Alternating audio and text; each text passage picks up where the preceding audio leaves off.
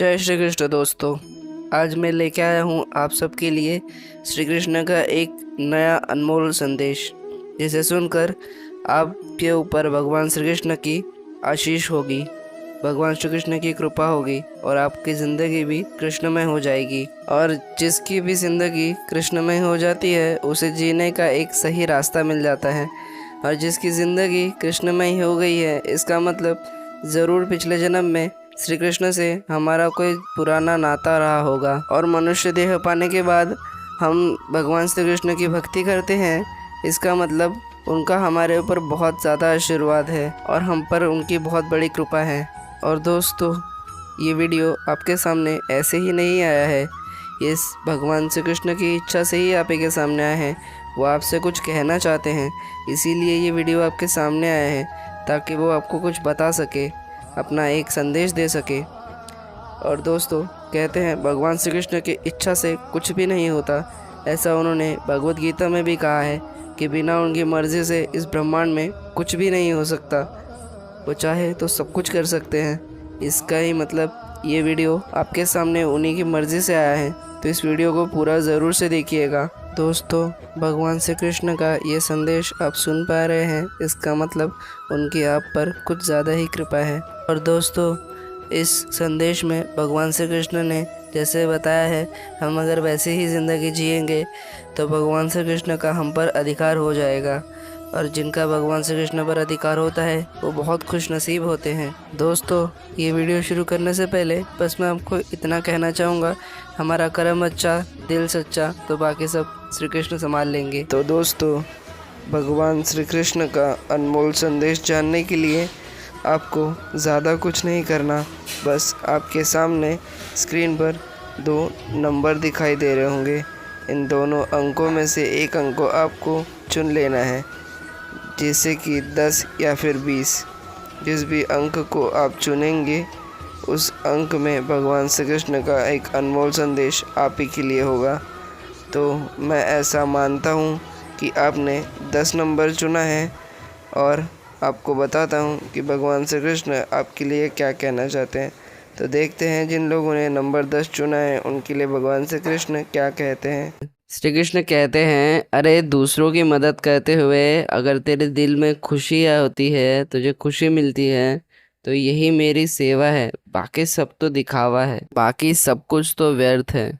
हमारा संबंध उसी आत्मा से जुड़ता है जिसका हमारा पिछले जन्म में कोई नाता हो, वरना इस हजारों करोड़ों की भीड़ में कौन किसको जानता है। जो इस संसार में रह रहा है वो सिर्फ माया की धारा में बह रहा है।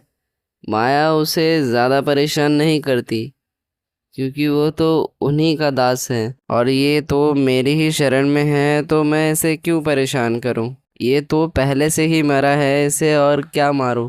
लेकिन जो इंसान परमात्मा के पीछे पड़ता है उसे माया अधिक परेशान करती है, उसे विचित्र विचित्र घटनाओं में, विचित्र परिस्थितियों में डालती है और मुसीबतें भी डालती हैं, क्योंकि परमात्मा तक पहुंचने का रास्ता कभी आसान हो ही नहीं सकता। और वैसे भी मुझ तक पहुंचने का एक रास्ता और भी है। तू चाहता है कि माया तुझे परेशान न करे, तो बस मुझ में ही तल्लीन हो जा, मेरी ही भक्ति कर। मेरा जब तू नाम लेगा, सच्चे दिल से मेरी भक्ति करेगा, तो माया भी तुझे परेशान नहीं कर पाएगी, क्योंकि जिसके साथ मैं खड़ा होता हूँ उसे माया छू तक नहीं पाती। तू क्यों जब देखो दूसरों को बदलने की कोशिश करता है, दूसरों की शिकायतें करता है।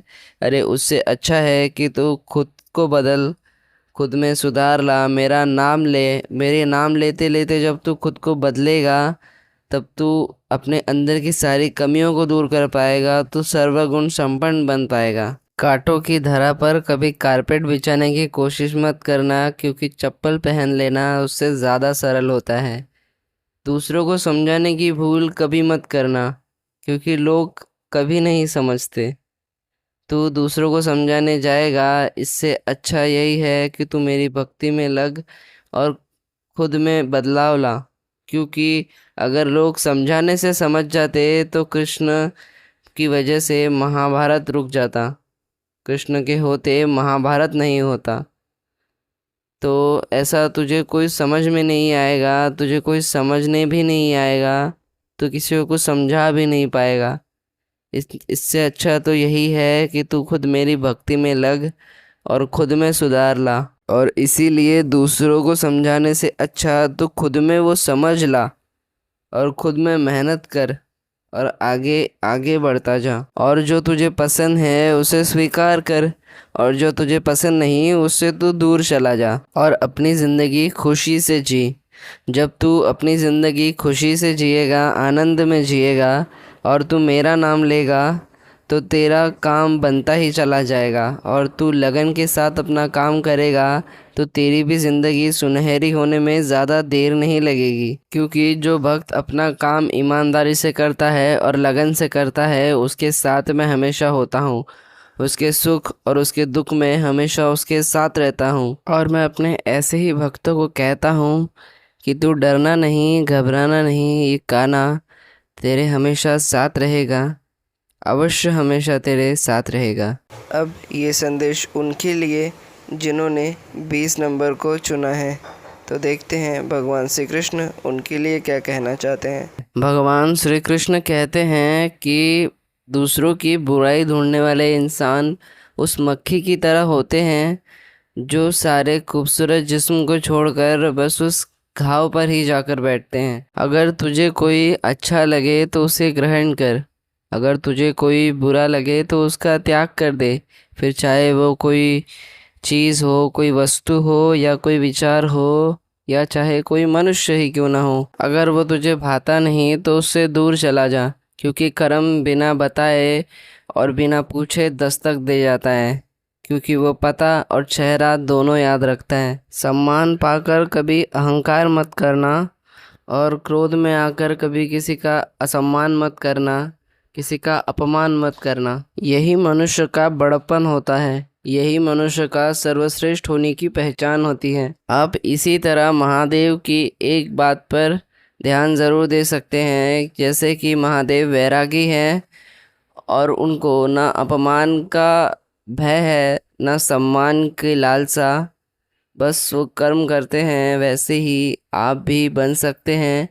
आपको ना ही अपमान का भय होना चाहिए, ना ही सम्मान की लालसा होनी चाहिए, ना ही घमंड और ना ही क्रोध।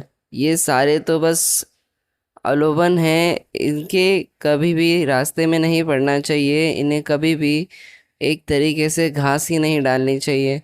हमें हमेशा शांत और सुलझा हुआ रहना चाहिए।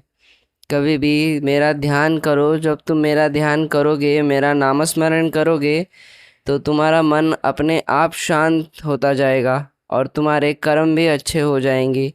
जब तुम्हारा बुरे कर्मों में मन न लगे तब हमेशा यही सोचना कि मैं खुद तुम्हारे साथ हूँ। क्योंकि मैं जिसके भी साथ होता हूँ बुराई में उसका कभी मन नहीं लगता, बुराई उसके आसपास कभी भटक ही नहीं पाती। तो दोस्तों, यहीं पे श्री कृष्ण का यह अनमोल संदेश समाप्त होता है। आपको ये संदेश कैसा लगा? आपको ये संदेश कैसा लगा ये ज़रूर से बताइएगा। कमेंट में राधे राधे लिखना, श्री कृष्ण लिखना मत भूलिएगा। और आपको ये संदेश पसंद आता है तो इसे लाइक ज़रूर कीजिएगा। और ऐसे ही और संदेश पाने के लिए आप चैनल को सब्सक्राइब भी कर सकते हैं।